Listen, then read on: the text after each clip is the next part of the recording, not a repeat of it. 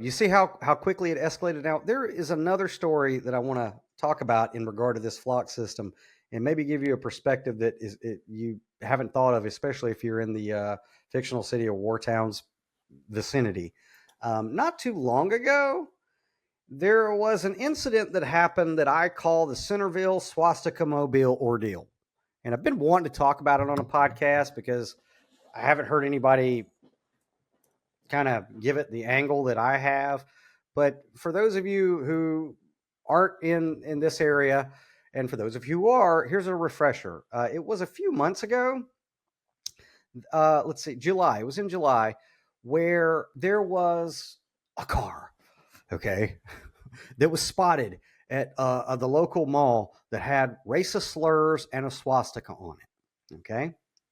I want to emphasize here, for those of you who don't know what the Hegelian dialectic is, the Hegelian dialectic is problem, reaction, solution. And the way that works is, let's say that there are the powers that be, they want to implement something, but they know it's not going to go well with the public because it's messed up stuff. So what typically will happen is they will create a problem, or a problem will be created. The people will react, okay? And typically when people react, it's emotionally, not intellectually, because if you take the time to process something, you respond, you don't react. So it's a problem is created or presents itself. The people react, and then they present the solution that they wanted to implement to begin with. It's called the Hegelian dialectic. Look it up. So back in July, there was a car that had a swastika and racist slurs spray painted on it at a mall, okay? And the people reacted emotionally. It was all over their social media, their Facebook, with a lot of emotion about this, okay? And so we're going to read this article from 13 WMAZ, and I'm going to give you a little bit of commentary. Okay, so car with offensive language symbols sparked outrage in Houston County. Here's what locals had to say. A vehicle covered in spray-painted swastikas and racial slur appeared across Houston County, leaving many residents shocked. Sheriff Matt Moulton says hatred does not have a home in Houston County, and be assured that we are actively investigating this at this time. Okay, Centerville, Georgia. Centerville police are investigating after a car covered in Nazi symbols and a racial slur was spotted in locations across Houston County on Saturday. The graffiti, which included swastikas and the N-word, was spray painted. Oh, God. 13 WMAZ's site is the worst. Was spray painted on and covered much of the vehicle. For many in the community, the sight was both shocking and upsetting. I'm like, wow, how bold, said local resident Rutha Jackson, who first learned about the incident from a post on social media. Quote, I really was appalled at the fact that you could have enough courage to do this. What more would you have enough courage to do, end quote. Alonzo Sermons was at the Houston Galleria's Crunch Fitness when he saw the car parked outside. He described the atmosphere among witnesses as fearful and tense. Quote, it was very disappointing to me, Sermon said. Quote, it was more of a fear and a concern, being that the society that we live in have a totally, of all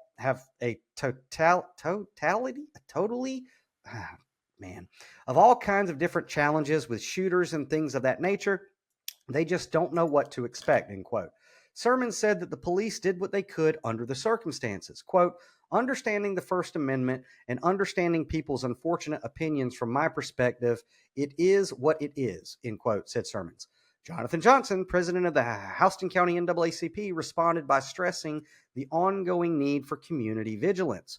Quote, we've been fighting these issues ever since 1909, so you can only cause harm to yourself, but we, the community, are going to still stick together and we're going to still move forward together, Johnson said. Centerville police had the car towed because it had expired tags and a suspended registration. Police Chief Diedrich Duncan stated this appears to be an isolated incident, but said the Houston County District Attorney is still reviewing the case. As of now, no charges have been filed in connection with the racial slur on the swastika. Houston County Sheriff Matt Moulton urged the community to report any information stating hatred does not have a home in Houston County and be assured that we are actively investigating this at this time. Police are asked to call yada, yada, yada for more information. So before I continue, and then we're going to wrap it up here, let me go ahead and say the obvious. Obviously, spray painting swastikas and racial slurs on a car is a very asshole thing to do. Okay. I am not condoning hatred or, bigotry or anything like that. Okay. However, what I am saying is that we may not like it, but someone utilizing their First Amendment, even in disgusting ways, doesn't make them a criminal. It makes them an asshole, but it doesn't make them a criminal. As a matter of fact, the First Amendment is there to protect unpopular speech. Okay. It's there because sometimes what needs to be expressed will hurt people's feelings or whatever. Now, and I'm not saying that the swastika and the racial slurs are what people need to hear. What I'm saying is that we have a First Amendment right to express ourselves. And in my opinion, I want ignorant people to be loud so I know where they're at. Okay? Now, so I'm not condoning racial slurs, and I'm not condoning, people being that way. I think it's an asshole thing. I think it's very unevolved and just like petty. However, you have an incident with at this point in time, so far as you know, someone's property was spray painted with a bunch of horseshit. Okay. And of course, the people emotionally reacted. I totally get it. Now, how that story ended, and I don't think I saw in any story where flock was outright used, but I'm pretty sure when there was this joint operation, there's no way that they didn't use the flock system to go ahead and wrap this story up. And this is how the story wrapped up. With their combined efforts, the sheriff's department, Warner Robins, Centerville, they found the suspect. They found the perpetrator. And it was a 17-year-old kid. Okay.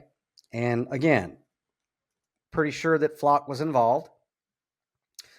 And this kid was charged with other things, like removing a tag illegally or an expired tag or whatever. All right. Now, there's a few things I want to say about this. For one, this kid is 17. You've been 17? You do some stupid shit when you were 17? I know I did. Okay. I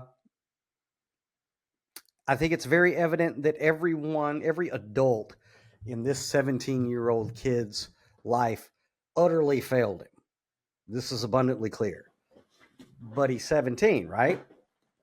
And where I have an issue with this is utilizing all of their equipment because of markings on a car. They tracked the kid down, charged him with other stuff. Okay. And then plastered his picture all over social media before he'd ever had a fair day in court. Okay. He's a minor. He's 17 years old. And what I want to emphasize is that most of the people who I saw reacting on their social media were like, they got him. Great. This is a great day for freedom. And I'm like, no, this is acclamation. Because if you advocated for law enforcement to track down this 17-year-old kid, probably using Flock, and charging him with other stuff because of this extreme ignorant stuff that was on his car, well, that sets precedent. What is going to happen when, let's say, your "fuck Trump" bumper sticker becomes offensive to the people who have control of Flock, or any expression that you have on your vehicle or your person that can get sucked up into the Flock system. Do you follow what I'm saying? Like, yeah, this was a dumb thing for, and I don't know, the kid probably hadn't gone to court yet, so I don't know if he's been convicted, but it's an asshole thing to have on your car.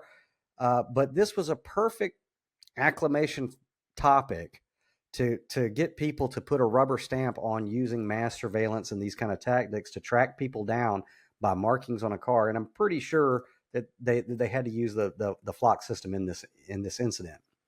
But that's how they get the people to accept, these types of things: problem, reaction, solution. And a lot of people thought it was a great win. I think that it's actually despicable that in the modern era, we do plaster people's pictures all over social media before they've had a fair day in court. I think that's disgusting. I think that, people should be innocent until proven guilty. And the other thing is you put this 17-year-old kid's face out there. You literally put this kid's life in danger, by plastering his face everywhere. And again, he's 17, every adult around him failed him. And again, what instigated this? Expression, First Amendment stuff. Yeah. Really screwed up expression. Yeah. Really, really despicable expression. And tomorrow it might be yours. And so, if you cheer for it here in this instance, then don't complain whenever, this goes full totalitarian in our country, which it already is, but it's getting worse. Whenever any expression of dissent that you have towards those who have the keys to technologies like this, don't complain whenever they come beating your door down because you're a domestic terrorist or whatever label they want to put on you, and I'm sorry. Yeah. Like I said, I don't condone it. I'm not putting a stamp on it, but it's like the guy's got a right to spray paint stupid shit on his car if he wants to, and make sure that we all know who he is. You know what I'm saying? But the point I'm trying to accentuate is that he wasn't charged with spray painting a swastika and racial slurs. He was charged with other things, but they found him because of that, more likely than not using their wonderful tools of Flock, because why wouldn't they pass up a chance to utilize Flock in this way? And that's the Hegelian dialectic. And like I said, I don't think I've seen too many people with that particular take, but if you want my honest opinion, it looked like a test run to see how people would respond when they utilized it in such a way. But that's just me and my conspiratorial minded self. For the full transmission, including exclusive articles, videos, podcasts, and commentary you won't find on social media, visit downloadedcontent.com. While you're there, be sure to join the DLC newsletter so you never miss new releases, exclusive content, or future transmissions. And if you're fascinated by the mysteries of Genesis 6, the Watchers, the Nephilim, and the Book of Enoch, be sure to check out Then Came the Flood by Daniel Louis Crumpton, a novel that reimagines the world before the flood and brings one of humanity's oldest mysteries to life. Available now wherever books are sold.